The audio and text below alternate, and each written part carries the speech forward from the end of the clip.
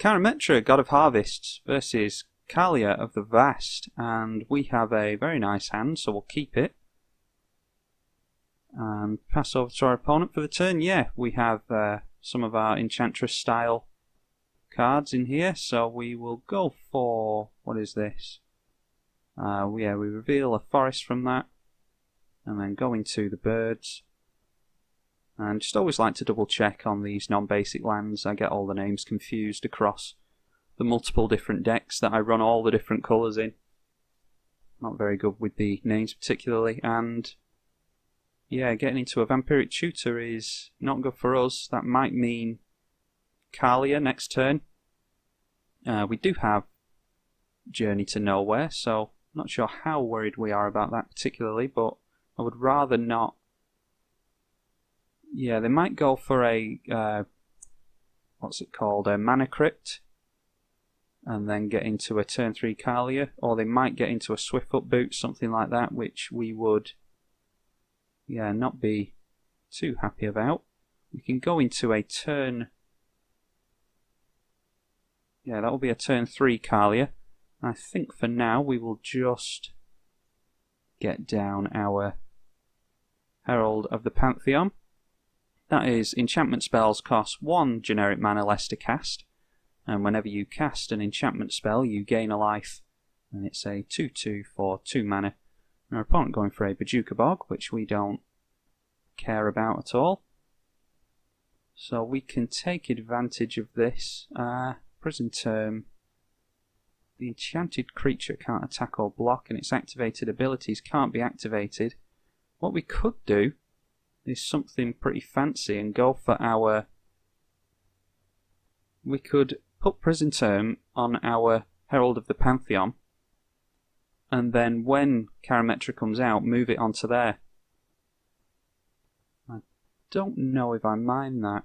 We could go for Karametra now, but I don't think we have any creatures. No, we don't have any creatures to get the benefit of it, so why don't we swing in first?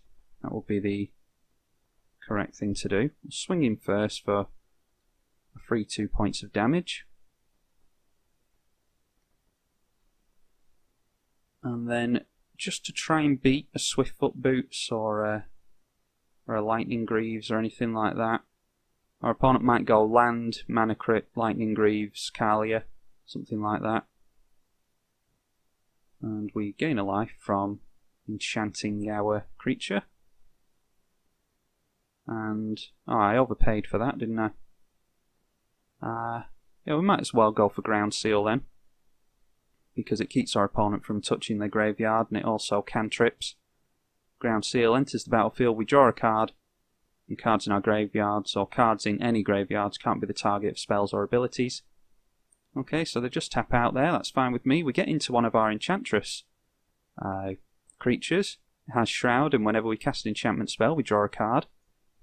So that's really good. We can actually go into Karametra now, because it costs 1 less. I think that'll be 1, 2, 3, 4. Yeah, we should be able to do that. But we'll get down one of our cantrip machines first, and then go into Kaalia, which will be green, 1 and 2. And yeah, now that I think about it, we should have done that the other way around to get the land tutor off of Karametra, but not to worry. We can still start swinging in next turn. And it looks like our opponent might know of Prison Term. Maybe they're just trying to look for some kind of... Yeah, it looks like they're waiting for some kind of removal on that. We will go for... We'll just swing in first, see if our opponent has anything for us. Just go in with Karametra and get them onto a 4-turn clock. Paying the cost. Path to Exile on that. Yeah, I actually don't mind that. We could 1, 2, 3, 4, 5, 6. Yeah, I think we can just recast Karametra. We'll go for a Plains on that. And then, not during the end of combat phase. I actually have a stop on the end of combat phase because I've been playing with Reconnaissance in an Emeria deck from Guilds of Ravnica. And with Reconnaissance you can remove creatures from play after the combat damage has been dealt, which basically means you get Imara's soldier token that she gets from being tapped, and then you can remove her from combat to untap her. And we get into... yeah, we can just get a tap land out of that. I don't think I care too much about getting land tax out. We're already up on lands on our opponent, I think. 6. And then 6, yeah, we wouldn't get the effect from the land tax. Let's see what our opponent goes for here. They're going for a Chroma's Vengeance. So they were obviously waiting for that so that they could get down the Kaalia. That destroys all artifacts, creatures and enchantments. So hopefully we can rebuild from that. That was well played by our opponent. And we will go for our tap land. And luckily Karametra is indestructible. We draw into the Dryad Arbor, which is not something we want to see. So why don't we just play the Dryad Arbor, we'll go for the land tax. And we can... I'm actually going to hold off and try and draw into some more cantrip style effects where, yeah, we're a ways off of getting the devotion to Karametra set up. And I actually want to hold off on these enchantments because if we get into more effects like the, where are we? Not the Herald, the Argothian Enchantress. The Enchantress decks creature cards. They give you a card draw every time you draw into an enchantment and cast the enchantment. You get a card draw of that. So going for Kaalia now. They played around the prison term very nicely, but we have to hope that we don't see. Okay, it doesn't look like we're going to see a Swiftfoot Boots, which is fine with me. I just want to make sure I know what this quarantine field does. It's for each isolation counter on it, a non-land permanent. Yeah, so it's not specific to creatures. So we'll save that. I think we'll just go for Faith's Fetters here. I think that's alright.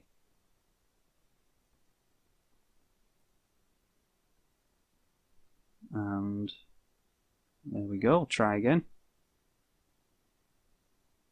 Alright, Magic is being a little bit goofy there, and I have overpaid for it apparently. Okay, Magic, what are you doing? Have I not tapped for white or something? Oh jeez. It's not like I've had the program running for any length of time either. This is literally the first game I played today. Come on. What are you doing? Oh, this is frustrating when things like this happen. I mean, what do I say? This is ridiculous. Alright, there we go. Okay, so it finally decided that it wanted to do it. I don't think, with all the big games that are out nowadays and how complicated I'm sure a lot of them are, your Fallouts and big MMOs and all that, I can't understand how we can't get a client of Magic the Gathering to work. But sometimes it can be a real struggle. But nevertheless, we got a Faith's Fetters onto our opponent's Kaalia.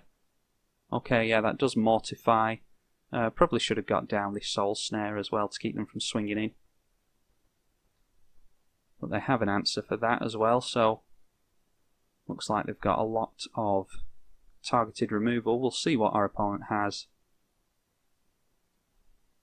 coming in here. Kaalia, by the way, is I just assume everyone knows that what Kaalia does. She's a popular commander, one of the originals, a 2/2 flyer, and whenever she attacks, yeah, she has to attack an opponent, not a planeswalker. You could put an angel, demon, or dragon from your hand onto the battlefield, tapped and attacking, and oof, they've gone for Lord of the Void, which is a very good card.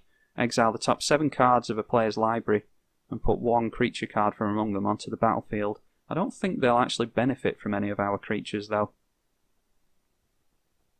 So I'm actually not too worried about that. I'd rather they weren't exiling our library, of course. And I just shuffle things up and try and shuffle some creatures down to the bottom. We'll go for the tapped Shockland.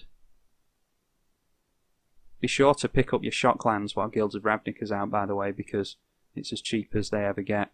Might get cheaper as they rotate out in however long, a year or however long that is that the set stays in. And I don't think we get to... Oh, we do get to look at what they exile. So Aura Shards, I'm not sure how relevant it would be. Sterling Grove. Yeah, they get a Corsair of Kruphix, which I'm not too worried about, to be honest. But we could Quarantine Field all three of those, and then as soon as Quarantine Field is dealt with, we would actually get our Corsair of Kruphix back, so yeah, I don't mind that. Just make sure that we have enough mana for that. That is 1, 2, 3, 4, 5, 6, 7, 8, 9. And then we would need to put 3 into each X cost, so that would be 6, and then 7, 8. Yeah, I think we can go for that while we don't have anything else on the go. And that will of course add 2 mana to our devotion. And X is currently 3, yes, we'll go with that. Like to get the expensive spells underway while we don't want to do anything else. Alright, that lands, so that's really good. Yeah, and we just swing in. And our devotion is 2, 4, 5, so if we get another couple of things out, we'll be able to get devotion, get Karametra online. This isn't typically how the deck runs. We want to get into these Enchantress cards, which we were nowhere near as it happens. Our opponent did actually clear off a lot from the top of our library. Yeah, and going in for Kaalia again. And I think we can go for a Darksteel mutation onto that. In order to beat Kaalia, all you really have to do is try and win the game before they start hard casting all these big spells that they want to cheat in with Kaalia. And you can drag the game out by just getting rid of Kaalia repeatedly. I think we can go for Soul Snare here, and that will switch on Karametra, and then we can at least get a point of damage in here, which obviously isn't excellent, but we'd rather have had Song of the Dryads, which would have turned Kaalia into a land. And what does this do? Quicksilver Amulet was revealed from the top of our opponent's library before. That's 4 and a tap. Put a creature card from your hand onto the battlefield. They don't have 4 untapped. And this is search your library for 2 enchantment cards, reveal them, put them into your hand, shuffle your library for 6 mana. So I think we can see what we get from this.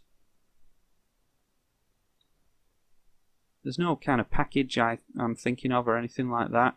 I think we go for Eidolon of Blossoms, which is one of the enchantment cantrips. And we could go for Enchantress's Presence. Yeah, I think we could do that. Or do we want to deal with that Quicksilver Amulet? I would like to go for an answer to that, I think. I think we could just go for the O-Ring.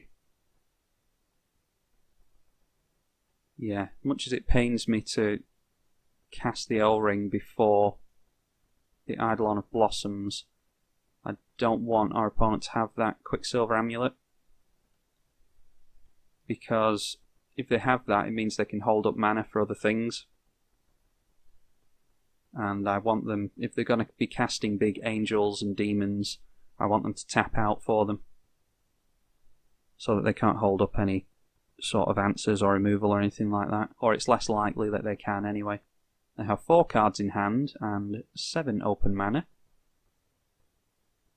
And with the Eidolon of Blossoms, we can hopefully play the Eidolon of Blossoms next turn and then exile a creature with Journey to Nowhere. It looks like they are going to cast a big, scary monster of some form. Digella, Blade of Gold Knight, is very good. That will half the damage they receive and double the damage they deal. It's a flyer with first strike, 5/5, actually hits for 10. And Eternal Witness is very nice. We can go for our Argothian Enchantress with that.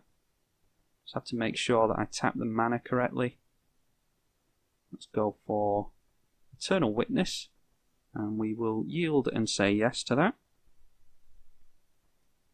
And we'll go for Savannah, and then get on to our Argothian Enchantress. That's a big yes. And then we'll say yes to that also, and get our other tap land in. And then that will be 1, 2, 3, and 4. Yeah, unfortunately can't. Yeah, we can't get into the Eidolon of Blossoms and the Journey to Nowhere. What we can do is Soul Snare our opponent though, so we could risk. Yeah, we'll just risk it, I think. Because we do want to get some card draw on the go sooner rather than later. Try and kill this game as soon as we can. Go for a basic forest off of that. And then Eidolon of Blossoms cantrips itself, and we draw a card from the Argothian Enchantress from casting it. Green Sun Zenith and Miri's Guile is not terrible. We'll draw 2 cards off the Miri's Guile and the Journey to Nowhere when we get to cast those. And there's no point swinging in because our opponent can block with the Karametra. And hopefully they don't get rid of the Soul Snare. This is pretty risky. If they get rid of that Soul Snare and then swing in and maybe buff Gisela a little bit, we might die here. We'll have to see if our opponent has anything in those 4 cards. They have shown enchantment removal before now. No, just going for a Blood Gift Demon, which I'm not particularly worried about, to be honest. And we'll see if they forget about the Soul Snare. They do not, so that's well played by our opponent so far. And Seal of Cleansing is sacrifice it to destroy an artifact or an enchantment. We will. I think we want to get rid of that Gisela more than anything. We'll see what we get off this Miri's Guile. And tap down the Dryad Arbor to do that. Get into a land. And we'll always yield to the Eidolon of Blossoms, and we get into a Stony Silence, which doesn't do anything for us in this game, but will do a hell of a lot for us in other games. Why don't we just cast Journey to Nowhere? We get into Naila, God of the Hunt. That will give our creatures Trample, which will help with getting Karametra damage through. And we'll get rid of the Gisela. And we get into a Sun Petal Grove. Do we want to get another Enchantress with this? I'm going to go for another Enchantress with that, I think. So that will be 1, 2, green. I think 3 should do it. 3 should do it, no problem. We go for, not Everson's Pilgrim, yeah, the Verudian Enchantress. I always pronounce it Verudian. Verduran. I always mispronounce that, and I have to be really careful. Otherwise the internet nerds will come after me. Alright, the 1, 2, 3, and 4 for Naila, and we draw 3 cards off of this. When it hits the battlefield, we'll go for a big fat yes on the lands, and we only have 3 basics left by the looks of it. We're never going to want to not draw a card in this deck, I don't think. And Solitary Confinement is well worth casting. Solitary Confinement, skip your draw step, you have Shroud, prevent all damage that will be dealt to you. Yeah, that's well worth doing. First we'll go in for Karametra, I think, and see if they want to block with the Bloodgift Demon. I can't imagine they do. And we actually get 5 damage through because of our trample. And I think, yeah, we just go for the solitary confinement there. We're drawing so many cards now that we don't mind discarding to keep those alive. And I will really like... yeah, I think we'll just discard. We can just get rid of a land there. We'll probably draw into one next turn, assuming our opponent doesn't use something like Austere Command or something like that. What we would really like to do, we didn't get into it in time, but Karmic Justice. Oh, Demonic Tutor, and they only have 5 lands up. So hopefully they don't drop a land and get into Austere Command. That would wipe us of all our enchantments. But what we could do, had we have gotten into Karmic Justice sooner, I could have got that down, and then if they wipe the board, we just wipe them of all their lands. I think we can destroy one of their permanents. Yeah, so we just get rid of everything from them. In response, they terminate one of our Enchantress cards. We still have 2, so not too worried about that. And yeah, they're holding back on nothing. I don't imagine they went for Demonic Tutor onto the terminate, but I don't know, maybe they did. We can get rid of Llanowar Elves. And then that is always yes and always yield to Miri's Gal. Look at the top 3 cards. Alright, I think I like Asceticism here. I really like Song of the Dryads. And we'll end up drawing into all of those anyway, so it's not too much of a worry for us. We of course skip our draw step with the Solitary Confinement. We'll go for a single mana card draw off the Exploration.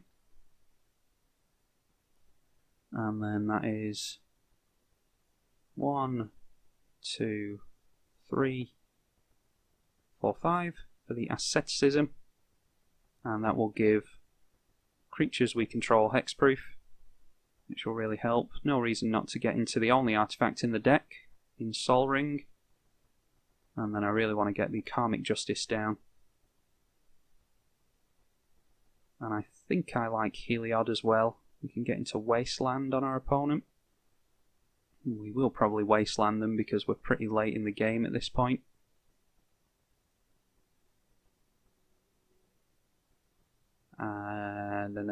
Yeah, we'll go for that. And see what we draw into here. We will go for that. 2 lands left in the deck to go for. And now we have yeah, activated abilities aren't going to be too worrisome. We do have another Enchantress card to get into, which is good. I think we can try and get another land off of the Avacyn's Pilgrim as well. And now all our creatures have vigilance. We're down to 7 cards, and we can just start swinging in with our big frightening gods. Blocking a point of commander damage there. And next turn, assuming our opponent doesn't do anything to us, I think we have the win on this one. Stopping our opponent's upkeep, and we will blow up the Exotic Orchard. We'll go for Exotic Orchard. I want them to take damage from the City of Brass. They can only tap that once more, and then they're down to 2, 4, 5 lands. And if they decide to blow up all our enchantments, the Karmic Justice will get rid of all their permanents for them. So I think we are pretty safe here. Apart from, well played, exile all enchantments, Merciless Eviction. And that will take off Darksteel Mutation, and it will allow Kaalia to swing in. They are still, unless they get into some kind of lifelink creature. Yeah, that'll be Yeah, they might have us here actually, because they can swing in, can't they? So they get... Oh, and they get a demon back as well. They won't be able to swing in with it. But they get the double damage from the Gisela. So yeah, well played by our opponent. They have us on that one. Unfortunately, can't play around the... Oh, and they only swing in with... Huh. Alright, don't know why they didn't swing in there. I think we just saw a shame scoop, which is a real pity to end the game like that. In all fairness, I think our opponent... I don't know if they were just messing with us there and not swinging in as like a haha, I got you, but I don't know. I don't know if it was like they misread the board and didn't swing in with everything when they should have done, and then have shame scooped because they were embarrassed that they didn't get the win when they had it. I've no idea what happened there. Either way, our opponent played that game really well.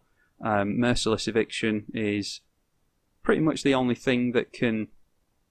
there's other cards. Exiling all our enchantments is what I mean, is the only way to get round the Karmic Justice. There's obviously, what's the card? Cyclonic Rift and things like that, but for the most part, decks tend to struggle dealing with all that. So, yeah, well played by our opponent.